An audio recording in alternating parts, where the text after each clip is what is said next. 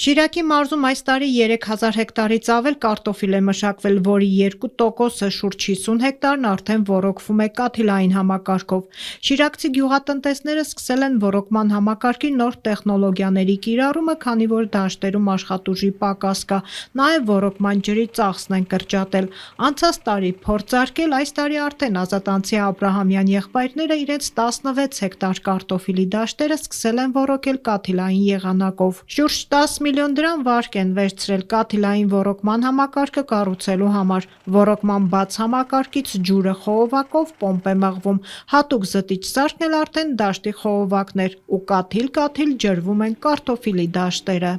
Բետոնապատ ջուրը վերցնում եք մեղիչ պոմպի միջոցով,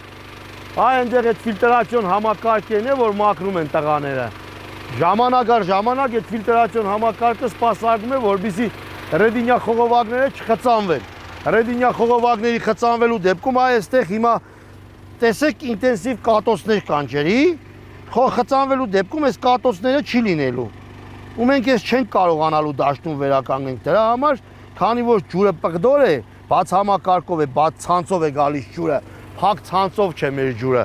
Դրա համար մենք այս սիստեմն ենք ընտրել, որպեսզի կարողանանք եւ դժվար ոռոգվող դաշտերը կարողանանք ոռոգել։ Կան դաշտեր, որ երևում է հարթության վրա է կամ հարթ է, բայց ագոսային եղանակով այս դաշտերը շատ դժվար են ոռոգվում եւ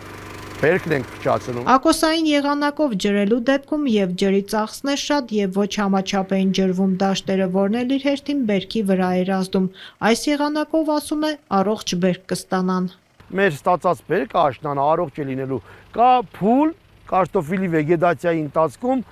կոնկրետ օգոստոսի վերջի եւ սեպտեմբերի առաջի 10-օրյակի մասին է խոսքը, որ ոչ մի ձևով ագոսային եղանակով չես կարողանալու ոռոգես։ Եթե փորձենք ոռոգել, ամբողջությամբ բերքը կփչացնենք, որովհետեւ ջուրը չի կարողանում ազատ տեղաշարժվել ագոսներով, այդ կանաչ զանգվածի պատճառով։ Այս պարագայում կաթիլայինը կամ մյուս տեսակը ցնցուղայինը շատ դրական ազդեցություն է թողնում այդ ոռոգման համակարգի ժամանակ, ոռոգման process-ի ժամանակ։ Ազատանցի ֆերմերից հետաքրքրվեցինք, թե նույն 16 հեկտար կարտոֆիլի դաշտը, եթե նախկին ակոսային եղանակով ջրեր որքան գումար էր ծախսելու եւ հիմա երբ անցում է կատարել կաթիլային համակարգի։ Ամեն հեկտարին ժամանակ վճարելու ենք մի 100,000 դրամ։ Հիմա արդեն եթե վերցնենք ջրի խորանարդով քիչ ենք վճարելու, կեսքին 50%-ով ջրի ծախսը կրճատվել է, եթե սովորական ագոսային ոռոգման պայմաններում ես բազմիցս հաշվել եմ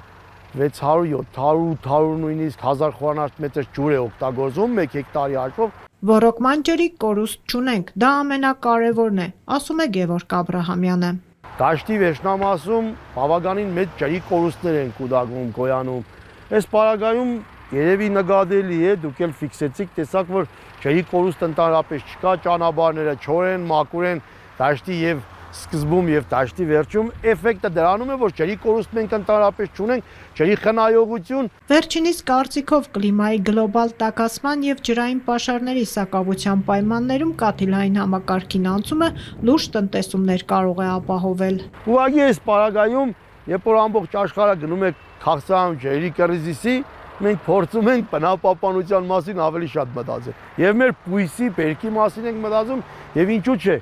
ջուր, որը թանկ հաճույք է, թանկ ռեսուրս է, կարելի է կուտակել, ու եթե ունենանք մենք բավականաչափ ջրամբարներ, ջուրը քիչ ենք օգտագործելու, կորուստներ չենք ունենալու։ Հաջորդ տարի ֆերմերը միայն խողովակներն է փոխելու, մնացած սարքավորումները փոխելու կարիք չկա։ Սպասվող բերքն արդյոք կատարած ծախսը կարդարացնի։ Եթե մենք ստացանք լավ բերք, այն որ ասում են ճտերն աշնանն են հաշվում, հուսով եմ ու համոզված եմ, որ լավ բերք ստանալու են։ Իրենց օրինակին հետևելու ազատանցի այլ ֆերմերներ եւս անցել են ոռոգման կաթիլային համակարգի։